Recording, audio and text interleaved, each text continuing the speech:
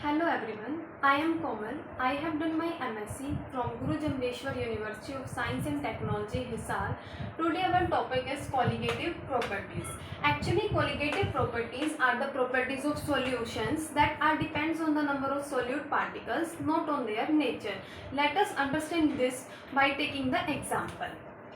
Let us consider we have two containers in which pure solvent is present.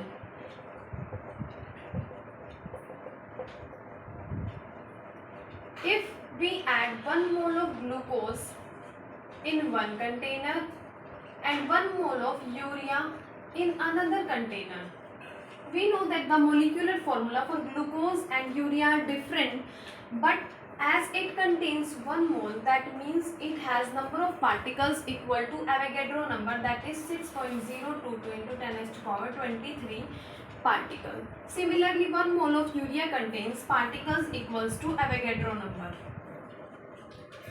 Hence, the colligative properties for both the solution are same. But if I take 2 moles of urea and 1 mole of glucose, then the colligative properties for 2 moles of urea are more than the colligative properties for 1 mole of glucose, because it contains the number of particles equal to twice of Avogadro number. So we can say that the colligative properties depend on the number of solute particles, not on their nature, whether it is glucose or urea. Here are 4 colligative properties: relative lowering in vapor pressure, elevation in boiling point, depression in freezing point, and osmotic pressure. We will understand this one by one in the coming lecture. Colligative properties: relative lowering in vapor pressure. If a non-volatile solute is added into the pure solvent, then its vapor pressure decreases. Now we will understand why this happens. Because if we take a container that is closed and in which pure solvent is present, its vapor will form at the top of the surface that will exert pressure on the surface of pure solvent, that is called vapor pressure. It is represented by P naught, that is the pressure due to the pure solvent. If we take another beaker or container in which pure solvent is present and the solute like sugar is added into it, that will occupy the surface of pure solvent, then the vapors formed in this case are less, because the escaping tendency of pure solvent is less. That will exert vapor pressure which is less than the vapor pressure due to pure solvent. It is represented by P. Here P naught, that is vapor pressure due to pure solvent, is greater than the pressure due to solution. Now we will derive derivation for relative lowering in vapor pressure. Lowering in vapor pressure, delta P is equals to vapor pressure of pure solvent minus vapor pressure of solution. Now from Rolle's law, we know that total vapor pressure of the solution is equals to P naught x1 plus P naught P x2. Here P naught is the vapor pressure of pure solvent, x1 is the mole fraction of solvent, P2 is the vapor pressure of solute, x2 is the vapor pressure of x2 is the mole fraction of solute. Now here we have seen that the pressure due to solute is 0, so we neglect this term. Now we will use it in the above equation, that is delta P is equals to P naught minus P naught x1. P naught will be taken out as common, 1 minus x1. Now we know that x1 plus x2 is equals to 1, then 1 minus x1 equals to x2. It will be written as P naught x2. Now delta P divided by P naught equals to P naught minus P divided by P naught is equals to x2. Actually P naught minus P is the lowering of vapor pressure, and P naught minus P relative to P naught is called relative lowering of vapor pressure, and x2, that is the mole fraction, can be written as N2 upon N1 plus N2. Now we know that number of moles of solute are less than the number of moles of solvent, so we neglect N2 here. It can also be written as N2 upon N1. And we know N2 is equals to W2 upon M2 and N1 equals to W1 upon M1. In this way, we can find out the molar mass of solute molecule. The second colligative property is elevation and boiling point. If a non-volatile solute is added into the pure solvent, then its vapor pressure decreases and boiling point increases.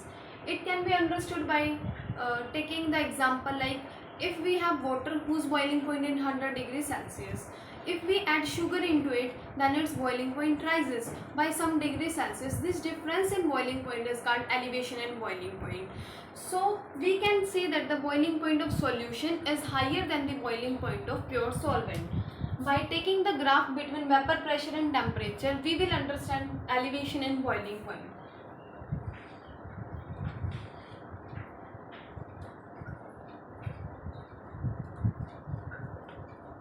As I have already told that vapor pressure of the solution is lower and boiling point of solution is higher than the boiling point of solvent. At 1 atmospheric condition,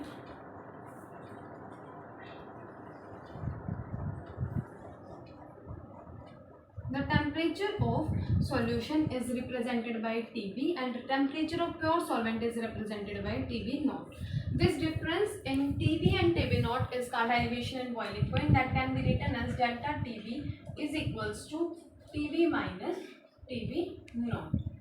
Now as it is the colligative property, so it depends on the concentration of the solute. It can be represented as delta Tb is directly proportional to m, that is the concentration term, that is molality. Delta Tb is equals to kbm, where kb is the proportionality constant, that is called molar elevation constant.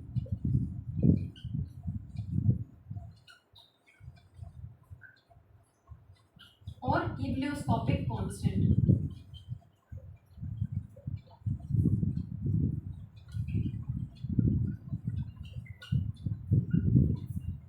Units of kb is Kelvin kilogram per mole and kb is equals to R Tb naught square divided by 1000 into Lb. Here Tb naught square is the boiling temperature of pure solvent and Lv is the latent heat of vaporization, R is the gas constant. We know that the molality is concentration term, that can be written as delta Tb is equals to Kb into W2 divided by M2 divided by W1 divided by 1000. Thus, from this formula we can find out the molar mass of the solute, and it depends on the number of moles of the solute particle. Colligative property is depression and freezing point. If a non-volatile solute is added into the pure solvent, then its vapor pressure decreases and freezing point decreases. Freezing point is actually the temperature at which vapor pressure of the substance in its liquid phase is equals to vapor pressure in the solid phase. In case of pure solvent, vapor pressure of solid solvent is in equilibrium with vapor pressure of liquid solvent. It can be understood by taking the graph between vapor pressure and the temperature. The liquid solvent and the solid solvents are in equilibrium.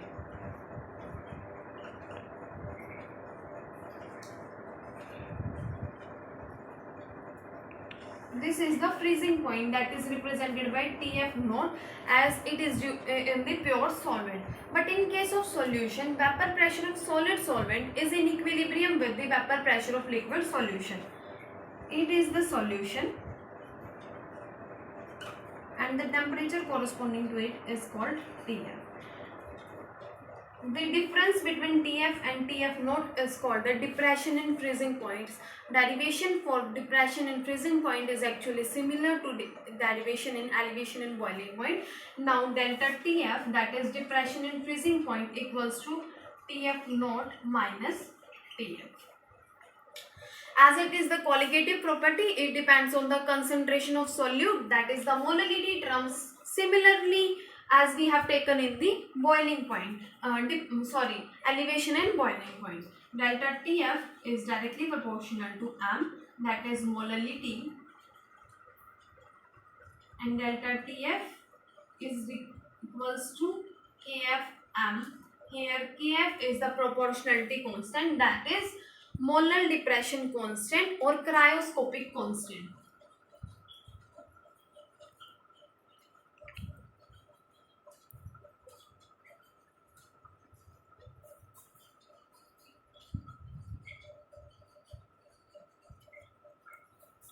The units for Kf is same, Kelvin kilogram per mole, and delta Tf is equals to Kf W2 upon M2 divide W1 divided by 1000. Now we can calculate the molar mass of the solute by using the depression in freezing point. Properties osmotic pressure. To understand osmotic pressure, firstly I will give some examples like raw mango shrivel when placed in brine solution. Similarly, blood cell collapse when placed in the salt solution. Actually, these processes occur due to the membrane that is present between them. Actually जो ये membranes होती हैं वो naturally और synthetically made होती है. Some natural membranes like pig's bladder, animal membrane, plant membrane, and जो synthetically made membrane है लाइक सेलुलोज एसीटेट. जो फ्लो है सॉल्वेंट का अकर होता है due to this membrane.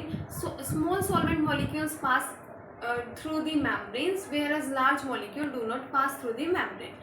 Osmosis is the phenomena in which flow of solvent molecules from low concentration to the high concentration take place is called osmosis. That solvent molecule will pass from the solvent side to the solution side through the semi-permeable membrane that is made of cellulose acetate.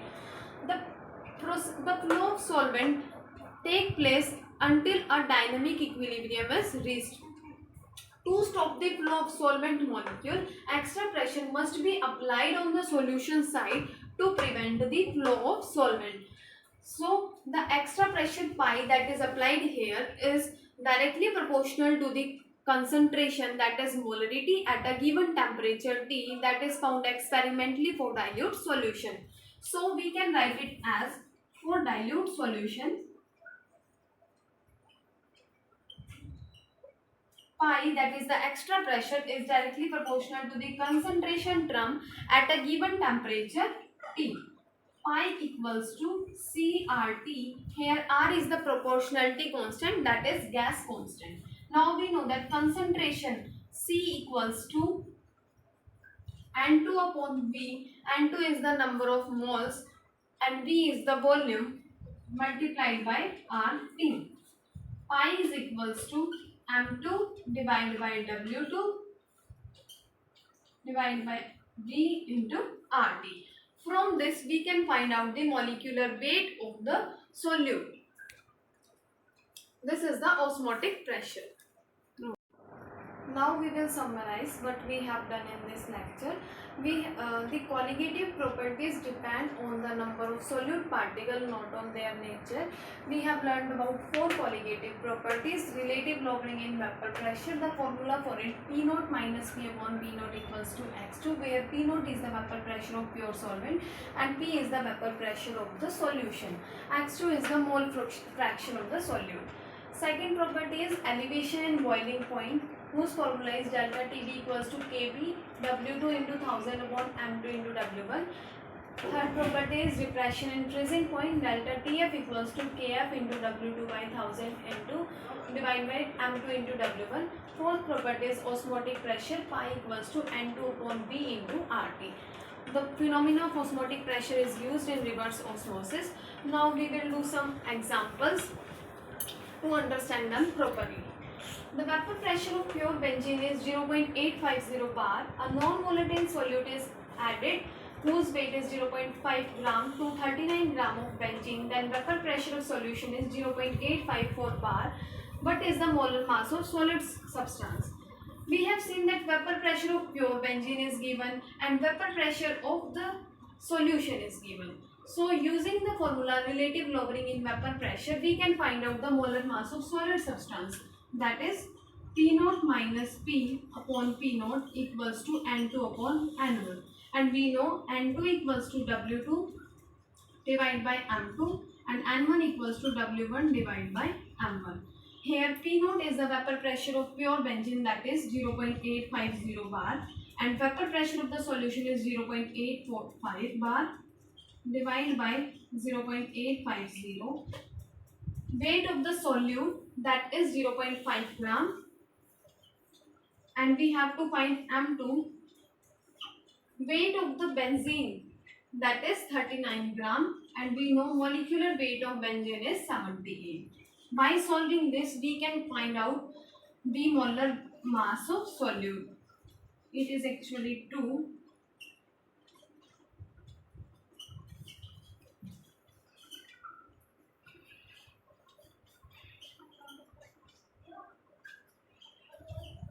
By solving this, we can find out M2.